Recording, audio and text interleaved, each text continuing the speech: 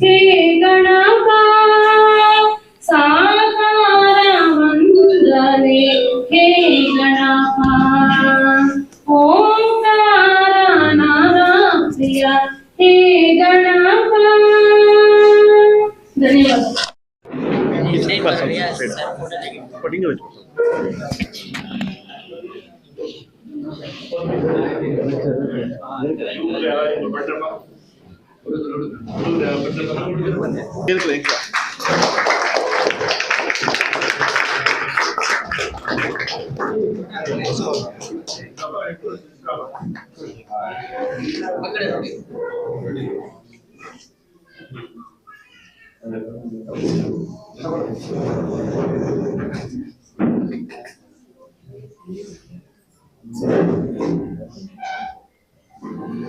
ಕಾರ್ಯಕ್ರಮದ ಅಧ್ಯಕ್ಷತೆಯನ್ನ ವಹಿಸಿರ್ತಕ್ಕಂಥ ಕ್ಷೇತ್ರ ಶಿಕ್ಷಣಾಧಿಕಾರಿಗಳಾದಂಥ KN ರಾಮಚಂದ್ರ ಅವರೇ, ಮುಖ್ಯ ಅತಿಥಿಗಳಾಗಿ ಆಗಮಿಸಿರ್ತಕ್ಕಂಥ ವಕೀಲರ ಸಂಘದ ಅಧ್ಯಕ್ಷರಾದಂಥ N ಸತೀಶ್ ಕುಮಾರ್ ಅವರೇ, ಹಾಗೂ ಸಂಪನ್ಮೂಲ ವ್ಯಕ್ತಿಗಳಾಗಿ ಆಗಮಿಸಿರ್ತಕ್ಕಂಥ ಹಿರಿಯ ವಕೀಲರಾದ ಶ್ರೀನಿವಾಸ್ ರೆಡ್ಡಿ ಅವರೇ, ನಿರೂಪಣೆಯನ್ನ ಮಾಡ್ತಾ ಇರ್ತಕ್ಕಂಥ ವಕೀಲರಾದಂಥ M ದಯಾನಂದ್ ಅವರೇ, ಹಾಗೂ ಈ ವೇದಿಕೆಯಲ್ಲಿ ಇರ್ತಕ್ಕಂಥ ಎಲ್ಲ ಗಣ್ಯರೇ, ಹೆಚ್ಚಿನ ವಿದ್ಯಾರ್ಥಿಗಳೇ ಹಾಗೂ ಶಿಕ್ಷಕ ವರ್ಗದವರೇ, ಪತ್ರಿಕಾ ಮಾಧ್ಯಮದವರೇ, ಈ ದಿನ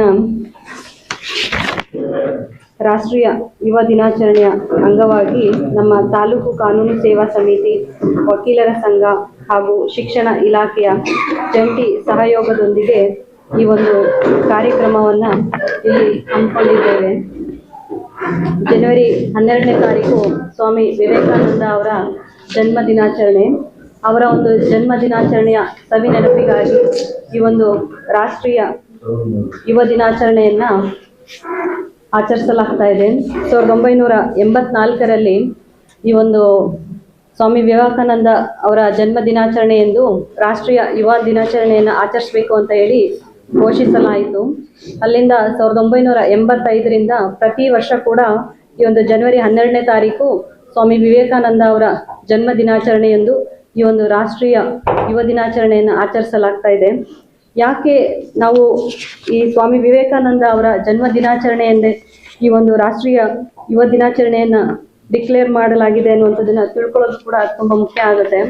ಯಾಕೆ ಅಂತಂದರೆ ಸ್ವಾಮಿ ವಿವೇಕಾನಂದ ಅವರಿಗೆ ಯುವ ಜನತೆಯ ಮೇಲೆ ಒಂದು ಬಹಳ ಅಪಾರವಾದಂತಹ ಪ್ರೀತಿ, ಗೌರವ, ನಂಬಿಕೆ ಮತ್ತು ಈ ಒಂದು ದೇಶದ ಪ್ರಗತಿಯನ್ನು ಸಾಧಿಸುವಲ್ಲಿ ಅಥವಾ ಅಭಿವೃದ್ಧಿ ಕಾಣುವಲ್ಲಿ ನಮ್ಮ ಯುವ ಜನತೆಯ ಕೊಡುಗೆ ಅಪಾರವಾದಂಥದ್ದು. ಅವರಿಂದ ಮಾತ್ರ ಈ ಒಂದು ದೇಶದ ಅಭಿವೃದ್ಧಿ ಮಾತ್ರ ಸಾಧ್ಯ ಅನ್ನುವಂಥದ್ದು ಅವರ ನಂಬಿಕೆ ಆಗಿತ್ತು. ಅವರು ತಮ್ಮ ಆಲೋಚನೆಗಳಿಂದ, ತಮ್ಮ ಒಂದು ಚಿಂತನೆಗಳಿಂದ ಯುವ ಜನತೆಯನ್ನು ಒಗ್ಗೂಡಿಸುವಂತಹ ಪ್ರಯತ್ನವನ್ನ ಮಾಡ್ತಾ ಇದ್ರು. ಜೊತೆಗೆ ವಿಶ್ವದಾದ್ಯಂತ ಈ ಒಂದು ಯುವ ಶಕ್ತಿಗೆ ಇರುವಂತಹ ಸಾಮರ್ಥ್ಯವನ್ನ ಇಡೀ ಪ್ರಪಂಚದಾದ್ಯಂತ ಸಾರ್ಕೊಂಡು ಬರ್ತಾ ಇದ್ರು. ಆ ಒಂದು ಮತ್ತು ಯುವ ಶಕ್ತಿಗೆ ಒಂದು ಸ್ಫೂರ್ತಿ ಆಗಿದ್ರು ಅಂತಾನೆ ಹೇಳ್ಬೋದು. ಆ ಕಾರಣಕ್ಕೆ ಅವರ ಒಂದು ಜನ್ಮ ದಿನಾಚರಣೆ ಎಂದು ಈ ಒಂದು ರಾಷ್ಟ್ರೀಯ ಯುವ ದಿನಾಚರಣೆಯನ್ನ ಆಚರಿಸೋದ್ರ ಮೂಲಕ ಯುವ ಪೀಳಿಗೆಗೆ ಅವರ ಚಿಂತನೆಗಳನ್ನ, ಆಲೋಚನೆಗಳನ್ನ, ಅದ್ರ ಬಗ್ಗೆ ಜಾಗೃತಿಯನ್ನ ಮೂಡಿಸಿ ಅವರು ದೇಶಕ್ಕೆ ಒಂದು ಕೊಡುಗೆಯನ್ನ ಕೊಡುವಲ್ಲಿ ಪ್ರೇರೇಪಣೆಯನ್ನ ನೀಡಬೇಕು ಮತ್ತು ಅವರಲ್ಲಿ ಒಂದು ಸ್ಫೂರ್ತಿಯನ್ನ ತುಂಬಬೇಕು ಅನ್ನುವಂತಹ ಉದ್ದೇಶದಿಂದ ಈ ಒಂದು ದಿನಾಚರಣೆಯನ್ನ ಮಾಡಲಾಗ್ತಾ ಇದೆ. ತಮಗೆಲ್ರಿಗೂ ತಿಳಿದಿರ್ಬೋದು, ಇವತ್ತಿನ ದಿನ ಇಡೀ ಪ್ರಪಂಚದಾದ್ಯಂತ ಈ ಒಂದು ದಿನಾಚರಣೆಯನ್ನ ತುಂಬಾ ಅರ್ಥಪೂರ್ಣವಾಗಿ ಆಚರಿಸಲಾಗ್ತಾ ಇದೆ.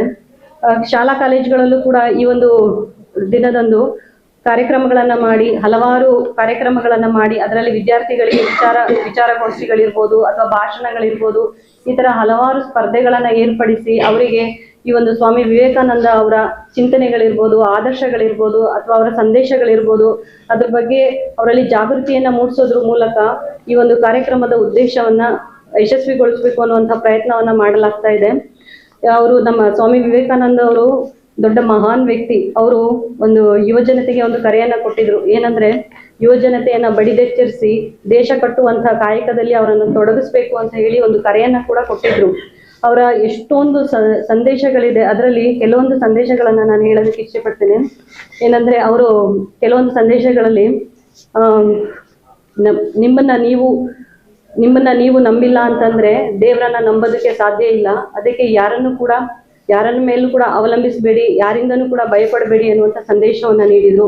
ಅದೇ ರೀತಿ ನಾವು ಯಾರಿಂದನೂ ಕೂಡ ಏನನ್ನು ಕೇಳಬಾರ್ದು ಅಥವಾ ಯಾರಿಂದ ಪ್ರತಿಯಾಗಿ ಏನನ್ನು ಬಯಸಬಾರ್ದು.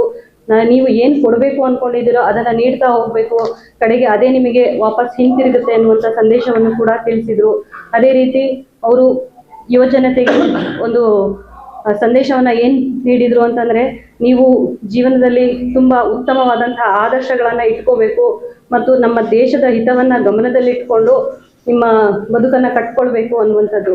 ಈ ರೀತಿ ಒಂದು ಅವರ ಒಂದು ಹಿನ್ನೆಲೆಯ ಬಗ್ಗೆ, ಅವರ ಒಂದು ಇತಿಹಾಸದ ಬಗ್ಗೆ ನಿಮಗೆ ಶಾಲಾ ತರಗತಿಗಳಲ್ಲೂ ಕೂಡ ಪಠ್ಯಪುಸ್ತಕಗಳೆಲ್ಲ ಇದೆ.